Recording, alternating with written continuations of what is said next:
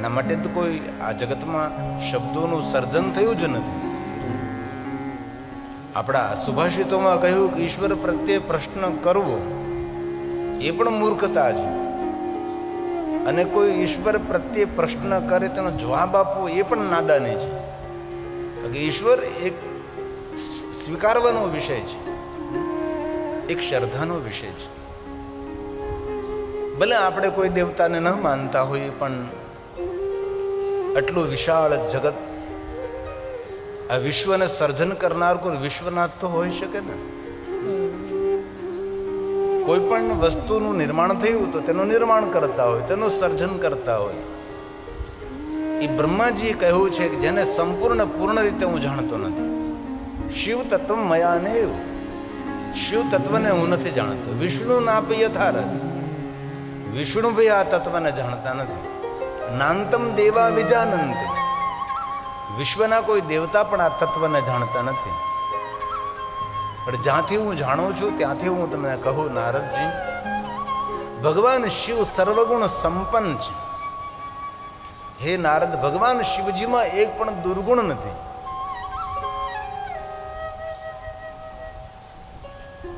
ભગવાન શિવજીના સર્વ ગુણો છે, ગુણાતીત છે, ગુણાધાર છે, ગુણ બીજમ.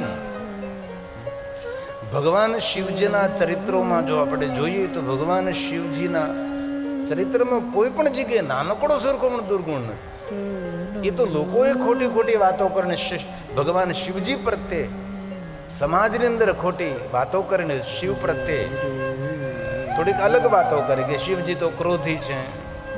અરે ભગવાન શિવજીને ક્રોધ કરવાની જરૂર જ નથી. જેમની ભ્રુકુટી માત્રથી જગતનું સર્જન થાય છે, સંચાલન થાય છે, વિસર્જન થાય છે. ભવદ ભ્રુ પ્રણહિતા, જેમની ભ્રુના ઈશારા માત્રથી જગત સંચાલિત થાય છે. હવે માણસને ક્રોધ ક્યારે આવે? જ્યારે એનું ધાર્યું થતું ન હોય ત્યારે, અથવા એ જે કરવા માંગતો હોય ને સામેનો માણસ કરે નહીં અને કરવા તૈયાર ન થાય ત્યારે આપણે અણગમો થાય, તેના પ્રત્યે આપણને અરુચિ થાય. એક સીધી વાત છે. હવે ભગવાન શિવજી તો એવા સમર્થ દેવ છે કે જેમની ભ્રુકુટી માત્રથી જગતનું સર્જન વિસર્જન થઈ શકે છે. અને ભગવાન શિવની કૃપા વગર આ જગતની અંદર એ ઘાસનું તણકું પણ ના હાલે. ભલે આપણા કીડિયાનગરની અંદર એટલું મોટું ભવ્ય દિવ્ય આયોજન થયું, આપણે એવું માનતા હોઈએ છીએ કે આપણા માધ્યમ દ્વારા થયું, પણ ભગવાન આપણને યશ અપાવવાના હોય કે દુનિયામાં ઘણા બધા ધનપતિઓ છે, કોઈ આ કાર્ય નહીં કરી શકે, પણ આ સુંદર ને દિવ્ય કાર્યક્રમનો અવસર શ્રી રાઠોડ દિનેશભાઈ ગેલાભાઈને જ પ્રાપ્ત થશે. એ ભગવાન શિવની કૃપા છે. એ વિચાર ઉત્પન્ન થવો, વિચાર ઉદ્ભવવો, એ પણ એક ઈશ્વરની કૃપા હોય છે. ઈશ્વરની કૃપા વગર આપણે શ્વાસ પણ ન લઈ શકીએ. આપણે સૌ જાણીએ છીએ એક કદમ ચાલી પણ ન શકીએ. તો શિવજીના માટે ઘણા લોકો એમ કહ્યું કે ભાઈ શિવજી તો ત્રીજું નેત્ર ખોલે ને બાળીને ભસ્મ કરી દે ને શિવજી તો બહુ ક્રોધ કરે, અને પછી ઉપરથી એવું કહે કે મહાદેવના ભક્તો ક્રોધી બહુ હોય. એવું કોને કહ્યું કે મહાદેવના ભક્તો ક્રોધી હોય? સ્વયં શિવ એમ કહે છે કે ક્રોધ કરનારો છે મારો ભક્ત નથી. જે હંમેશા હર સ્થિતિમાં શાંત રહેનારો છે એ મારો ભક્ત છે. આવું શંકર ભગવાને પોતાના ભક્તોના લક્ષણોનું વર્ણન કર્યું છે. મહાદેવના ભક્તોની ઓળખાણ ભાલમાં ભસ્મનું ત્રિપુંડ છે, પણ લક્ષણ નથી. રુદ્રાક્ષ ધારણ કરવું એ શિવ ભક્તની ઓળખાણ છે, પણ એ લક્ષણ નથી. મહાદેવના ભક્તોનું મોટામાં મોટો પરિચય છે કે શાંત રહેવું. તેનું લક્ષણ શાંત રહેવું એ છે. કોઈ પણ મહાદેવનો ભક્ત હોય, કોઈ પણ જાતિ જ્ઞાતિ વર્ણનો હોય, જે મહાદેવના ભક્તો હંમેશા શાંત હોય છે. એ ઉગ્ર ન હોય. વાત વાતમાં ઉગ્રતા કરવી, વાત વાતમાં ક્રોધ કરવો, નાની વાતોમાં મોટા મોટા ક્રોધ કરવા, એ તો અજ્ઞાનતા છે. સ્વયં ભગવાન શિવજી જ્યારે અસુરોનો સંહાર કરનારી મહાકાલીને ક્રોધ ઉપર જ્યારે પ્રવચન આપ્યું, જ્યારે શંકર ભગવાને સ્વયં કહ્યું કે જે ઉગ્ર રહે છે, જે ક્રોધી રહે છે, એનો સમય અંતરે નાશ થાય છે. એ બીજાનો નાશ કરી શકે કે ન કરી શકે, હમણાં પોતાનો જરૂર નાશ કરે છે, પોતાનો સર્વ વિનાશ થાય છે. તેથી જે શાંત રહેનારો છે એ મહાદેવનો ભક્ત છે. વાત વાતમાં ક્રોધ કરે છે, ઉગ્રતા પકડે છે, એ મહાદેવના ભક્તનું લક્ષણ નથી. અને મહાદેવજી ક્રોધાવતાર નથી, ભગવાન શંકરજી કરુણા અવતાર છે. અકારણ કરુણા કરનારા ભગવાન મહાદેવ છે. સામેના વ્યક્તિમાં યોગ્યતા હોય કે ન હોય, પણ ભગવાન શિવજી નિરંતર સૌ પર કરુણા કરે છે. આપણે તો લોકોને એવું પ્રવચનમાં કહ્યું ભગવાન શિવજી બહુ જ ક્રોધ કરે છે, મહાદેવના ભક્તો ક્રોધી હોય, એવું ના હોય. શિવનો ભક્ત હંમેશા શાંત રહેનારો હોય છે, અને ભગવાન શિવજી શાંત રહેનારા દેવ છે. તેથી તો આપણે મહાદેવને સન્મુખ બોલતા હોઈએ છીએ, શાંતાકારમ શિખર શયનમ, શાંત રહેનારા દેવ છે. અને શિખર શયન શિખરસ્થ છે. મહાદેવ ને કોઈ પણ દ્રષ્ટિથી આપ દેખો, ભગવાન શિવજી શિખરસ્થ છે. તપ માર્ગમાં દેખો, શિખરસ્થ એટલે સર્વોપરી, સર્વશ્રેષ્ઠ, એનાથી ઉપર કોઈ જઈ જ ન શકે. ભગવાન શિવ જેવું કોઈ તપ ન કરી શકે. તપમાં શિખરસ્થ છે. ભગવાન શિવ જેવા કોઈ સંન્યાસી નહીં, શિખરસ્થ છે. ભગવાન શિવ જેવા કોઈ યોગી નહીં, યોગ માર્ગની અંદર ભગવાન શિવજી શિખરસ્થ છે. ભગવાન શિવ જેવા કોઈ ધ્યાની પણ નહીં, યોગી પણ નહીં. ભગવાન શિવજી માટે કોઈ પણ દ્રષ્ટિથી આપ જુઓ, ભગવાન શિવ જેવા કોઈ જ્ઞાની પણ નહીં, અને ભગવાન શિવ જેવા કોઈ સંસારી પણ નહીં. કોઈ પણ દ્રષ્ટિએ મહાદેવને આપ જુઓ તો શિવજી દરેક ક્ષેત્રમાં શિખરસ્થ છે. શિખરસ્થ એટલે એનાથી ઉપર કોઈ જઈ જ ન શકે. જે દુનિયાનું ઊંચામાં ઊંચું શિખર હોય તો એવરેસ્ટ છે ભાઈ, એનાથી ઉપર કોણ જઈ શકે? એવા ભગવાન શિવ છે. કોઈ પણ માર્ગમાં આપ જુઓ, ઉદારતામાં શિખરસ્થ, ત્યાગમાં શિખરસ્થ, કથા કહેવામાં શિખરસ્થ, કથા સાંભળવામાં શિખરસ્થ. મહાદેવ જેવી કોઈ કથા કહી પણ ન શકે, અને મહાદેવ જેવી કોઈ કથા સાંભળી પણ ન શકે. તેથી ભગવાન શિવજીને શિખરસ્થ ગયા છે. તો મહાદેવના ભક્તોનું પહેલું લક્ષણ છે શાંત રહેવું.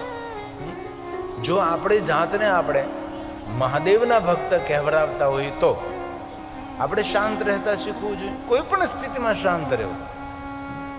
અને શાંત રહેનારો માણસ જીવનમાં બહુ જ બધી વસ્તુ પ્રાપ્ત કરી શકે છે, બહુ જ બધી ઉપલબ્ધિ મેળવી શકે છે, અને પોતાના જીવન કાર્યમાં ખૂબ મોટી સફળતા મેળવી શકે છે. શાંત રહેનારો માણસ હંમેશા સુરક્ષિત પણ રહે છે. જેથી મહાદેવના ભક્તોનું પહેલું લક્ષણ છે શાંત રહેવું. તો આપ જો આપણી જાતને મહાદેવના ભક્ત કહેતા હો તો આજથી શાંત રહેતા શીખવું જોઈએ. આપણે તો ઘરમાં, બહાર કે વ્યવહારમાં એક નાનકડી વાત હોય તો કેટલી ઉગ્રતા પકડીએ છીએ, એક નાનકડું કામ હોય તો કેટલો મોટો આપણે ક્રોધ કરીએ છીએ. એ મહાદેવના ભક્તોનું લક્ષણ નથી. શાંત રહેવાથી માણસની રોગ પ્રતિકારક શક્તિ પણ વધે છે. શાંત રહેવાથી માણસની આયુમાં પણ વધારો થાય છે, માણસની ઉર્જામાં પણ વધારો થાય છે, અને શાંત રહેવાથી યાદ શક્તિ પણ વધે છે. ઉગ્ર અને ક્રોધી માણસ જલ્દી નાશ પામે છે, એ નષ્ટ થઈ જાય છે. તેથી ભગવાન શિવને આપણે કહીએ શાંતાકાર, શાંત રહેનારા દેવ છે.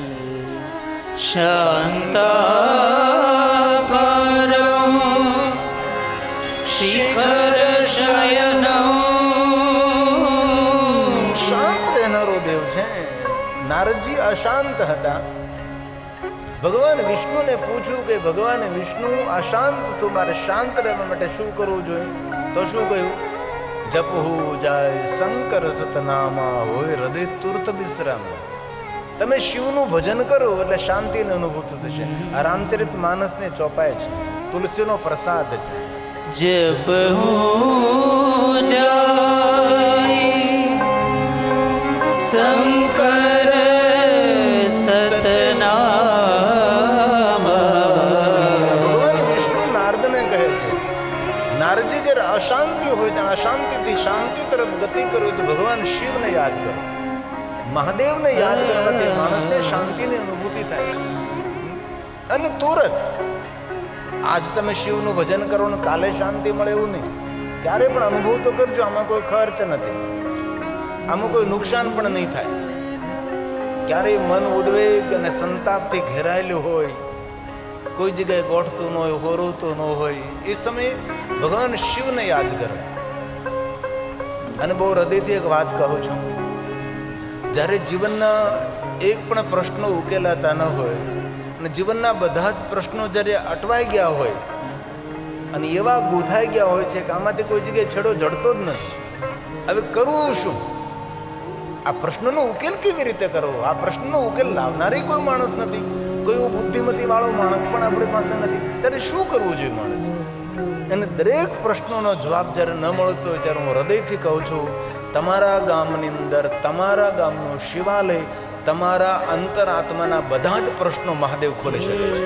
પણ શિવાલય પહોંચવું પડે તમારે. શિવાલય જીવનના પ્રશ્નોનો ઉકેલનું સ્થાન છે. પણ કેટલા જણા શિવાલય જાય છે ભાઈ? મન અશાંત હોય, ઉદ્વેગ હોય, તાપ સંતાપ હોય, ક્યારે શિવાલય જઈને આપણને એવો વિચાર નથી થયો કે ચાલો ભાઈ આપણે 10 મિનિટ બેસી એકદમ મૌન થઈને શાંત થઈ અને ભગવાન શિવજીની અનુભૂતિ કરી? એવું ક્યારે આ ગયો નથી, પાઘડી ઉતારે નથી, પગે લાગ્યો નથી, ને થોડાક પૈસા નાખ્યા નથી ને ભાગ્યો નથી. ના ના, એવું ન હોય. શિવાલય જઈને શાંતિથી બેસવું જોઈએ, ભગવાન શિવજીની અનુભૂતિ કરવી જોઈએ. એ શાંતિનું સ્થાન છે, શાંતિનું દ્વાર છે. શિવાલય કોઈ સામાન્ય સ્થાન નથી. શિવાલય એ આ જીવને શાંતિ આપવા માટેનું શ્રેષ્ઠ સ્થાન એ શિવાલય છે. પણ કેટલા ગામડાના માણસો શિવાલય જાય? ભાગ્યે કોઈ જાતે ખાલી પડ્યા શિવાલયો. તેથી તુલસી નારદને એમ કહે છે, વિષ્ણુના નારદનો સંવાદ છે. એમાં રામચરિત માનસમાં કહ્યું, વિષ્ણુ ભગવાને કે નારદજી તમે શિવનું ભજન કરો, તમને તુરંત શાંતિની અનુભૂતિ થશે. કારણ કે શાંતિ આપનારો ભગવાન શિવ છે. શાંકરમ કરો, શાંકરો પરમામ કથા, પરમ શાંતિ આપનારી ભગવાન મહાદેવની કથા છે. તેથી તુલસી કહે છે, जप जाई शंकर सतनाम. અને જીવનના દ્વાર ખોલવા, જીવનના હજારો ને કરોડો કામ છોડીને શિવાલય જવાનું શરૂ કરો. તમે જો તમારી જિંદગી આપણી અલગ અલગ દેખાશે, આપણો વ્યવહાર થોડો જુદો દેખાશે, એટલું જ કરી શકીએ. થોડાક સવારમાં વહેલા ઊભા થઈ જઈએ અને સુંદર સ્નાન કરીને પવિત્ર વસ્ત્રને ધારણ કરી ભાલમાં ભસ્મની બિંદી કરીએ, ત્રિપુંડ કરીએ, ચંદનનો ચાંદલો કરીએ, પછી કુમકુમની બિંદી કરીએ. જે હોય તે અને ગામનું સુંદર શિવાલય હોય ત્યાં જઈ ભલે જલાભિષેક કરો, પુષ્પ ચડાવો, બિલોપત્ર ચડાવો, વસ્તુ અલગ છે. પણ કાંઈ થઈ ન શકે તો શિવાલય જઈને થોડી 10 મિનિટ માટે શાંતિથી મહાદેવના સન્મુખ બેસો, અનુભૂતિ અલગ થશે. કરજો તો ખરા. આમાં અનેક એવા ભાઈઓ બહેનો વડીલો હશે કે રોજ શિવાલય જતા હશે, રોજ શિવાલય જતા હશે. તેમને જીવનની ઉર્જા કંઈક અલગ હોય છે, તેમનો વ્યવહાર અલગ હોય, તેના વિચારો અલગ હોય, તેની વાણી અલગ હોય છે. તમે શરૂ તો કરજો. 7 દિવસ જાઓ, 8મા દિવસે તમારે જવું નહીં પડે, તમારો આત્મા તમને ત્યાં લઈ જશે અને કહેશે કે ચાલ હજી શિવાલય જવાનું લાગે છે, કંઈક અધૂરું લાગે છે. અરે તમે બહાર ગામ જશો ને, કોઈના ગામે, બહેનો દીકરીઓના ગામ હોય, મામાનું ગામ હોય, કોઈ જગ્યાએ સગા સંબંધીના ગામે જશો તો પણ તમને સવાર પડતા એમ થશે કે શિવાલય જવું છે. તો તમે ગરદણીને કહેશો, જેના ઘરે ગયા છો એને કહેશો કે ભાઈ થોડુંક મન આત્મા એમ કહેજો કે શિવાલય જવાની ઈચ્છા છે. તમારા ગામનું શિવાલય ક્યાં છે? અનુભૂતિ કરજો. આનામાં કોઈ નુકસાન નહીં જાય. વિચારો બદલી જશે, વ્યવહાર આપણો બદલી જશે. કારણ કે ભગવાન શિવજી શાંતિ આપનારો દેવ છે અને જીવનમાં શાંતિ બહુ મહત્વની છે. ધન સંપત્તિ જમીન જાગીર એ તો લોકો પાસે હોય જ, પોતાની યોગ્યતા પ્રમાણે હોય. પણ જેની પાસે બધું છે, શાંતિ નથી, તેની પાસે કાંઈ નથી. અને શાંતિ આપનારા ભગવાન શિવ છે. તેથી તુલસી રામચરિત માનસમાં ભગવાને વિષ્ણુ અને નારદજીના સંવાદ સ્વરૂપે કહે છે, जप जाई शंकर सतनाम. होय ही हृदय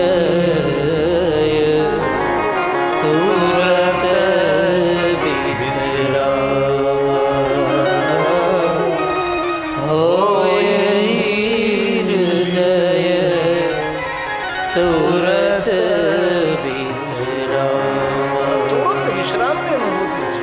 અને એક બીજી વાત યાદ રાખવા છે, ક્યારેય પણ ઉગ્રતા આવવા લાગે ત્યારે શિવને યાદ કરવા. ક્યારેક આપણને ઉગ્રતા આવે આમ અંદરથી આમ આટલો બધો ક્રોધ આવે કે ક્રોધ સમય નહીં કે, અને ક્રોધ ઉપર સંયમ રાખવો તો એક સાથે 1000 હાથીને પકડવાની વાત છે. 1000 હાથીને તમે પકડી રાખો, જેટલી તાકાતની જરૂર પડે એટલી આપણા ક્રોધ ઉપર સંયમ રાખવાની શક્તિની જરૂર પડે છે. અને ક્રોધ આપણું અહિત બહુ જ કરે છે. ત્યારે જ્યારે અંદરથી એવું લાગે કે ક્રોધ, શિવને યાદ કરો, એ સમયે અંદરથી શાંતિની અનુભૂતિ થશે. અનુભવ તો કરજો, અનુભૂતિ તો કરજો. હું તો તમને માર્ગદર્શન કરું છું, પણ કરવાનું આપણે સવે પોતાને સ્વયં જ કરવું પડે છે. તેથી ભગવાન શંકરજી શાંત રહેનારા દેવ છે, શાંતિમાં શ્રેષ્ઠ દેવ છે. એવા ભગવાન શિવ છે. શાંતાકારમ શાંતાકારમ શિખર શયનમ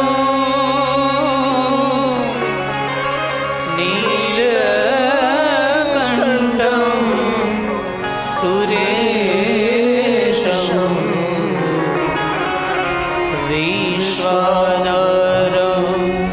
સ્ફટિક સદૃશમ ગૌરવર્ણમ શુભાંગમ ગૌરીકાંતમ ત્રિનયનયનમ. હે મહાદેવ, હે મહાદેવ, હે મહાદેવ, હે મહાદેવ. યોગ વિદ્યાન ગમ્યમ વંદે શંભો ભવભયહરમ સર્વલોકૈકનાથમ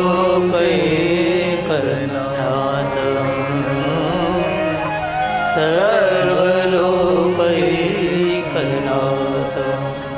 ત્રિલોકની સર્વલોકનો નાથ છે, કારણ કે સ્વયંભૂ છે. હે શિવ શંભો. કોઈ માતા દ્વારા, પિતા દ્વારા જેનું સર્જન નથી, કોઈ દેવતાઓ દ્વારા જેનું સર્જન નથી, કોઈ જેમના દ્વારા દેવતાઓ સર્જન થયા છે, એ સ્વયંભૂ છે, વિભૂ છે, પ્રભુ છે, શ્રેષ્ઠ છે, સર્વોપરી છે, જગત સર્જક છે, જગત પાલનહાર છે, જગત રક્ષક છે. એ શિવ ભગવાન શિવ છે, એ ભગવાન મહાદેવ છે.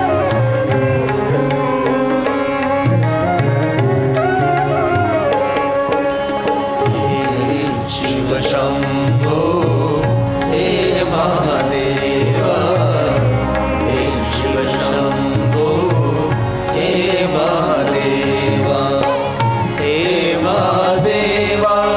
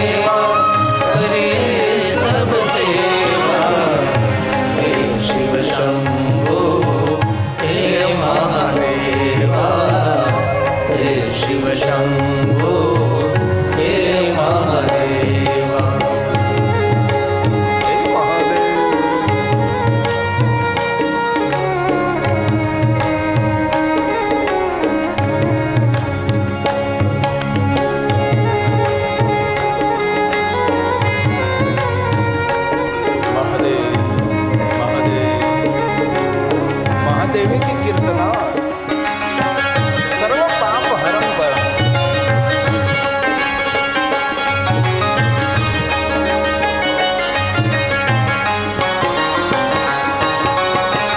तेरे दर्शन को नैना तरसे, तेरे दर्शन को नैना तरसे, दर्श दिखा दो हे भोले बाबा, दर्श दिखा दो हे भोले बाबा।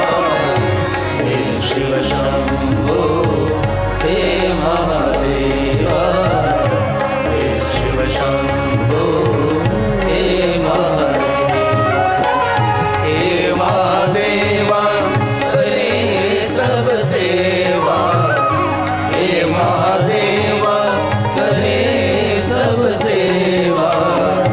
हे शिव शंभो हे महादेवा, हे शिव शंभो हे महादेवा।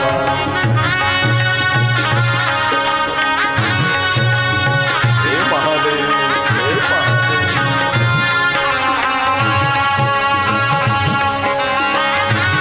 बाबा को याद करें, जीवन में तो फरियाद नहीं रहे।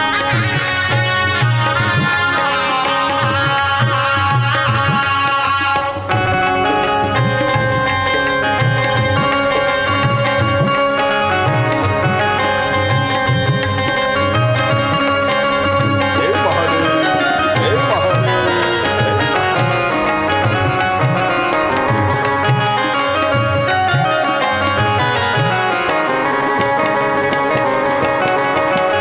नाम निरंजन हे अविनाशी, नाम निरंजन हे अविनाशी, ध्यान धरे गिरि हे कैलाशी, ध्यान धरे गिरि हे कैलाशी। हे शिव शंभो हे महादेवा, हे शिव शंभो हे महादेवा, हे महादेवा करे सब सेवा, हे महादेवा करे सब सेवा। हे शिव शंभो हे महादेवा, हे शिव शंभो हे हे महादेवा। महादेव, हे महादेव।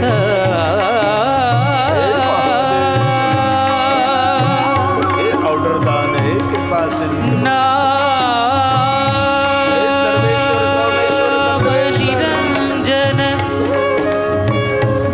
हे भावेश्वर, हे भूतेश्वर, हे निरंजन महादेव, महादेव, महादेव। हे जडेश्वर, हे जागेश्वर, हे धडेश्वर, हे मणेश्वर। मंदार माला कलिताल गाए, महादेव, महादेव। कपाल माला अंकित शेखराए, दिव्यांबराए च महादेव, दिगंबराए। महादेव। नमः शिवाय च नमः शिवाय, नमः शिवाय च नमः शिवाय।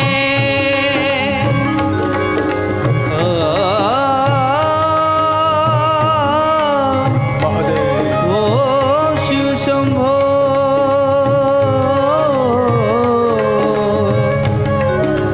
तेरे दर्शन को नैना तरसे,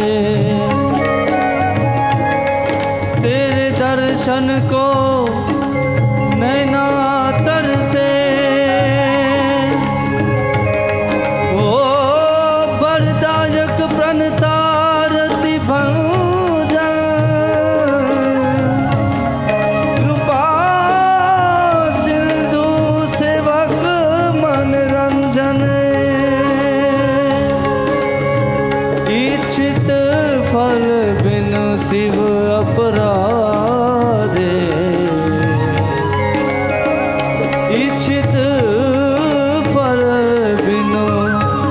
શિવ અવરાધે લહી અનકોટી જોગ જપ સાધે લઈ અનકોટી જોગ જપ સાધે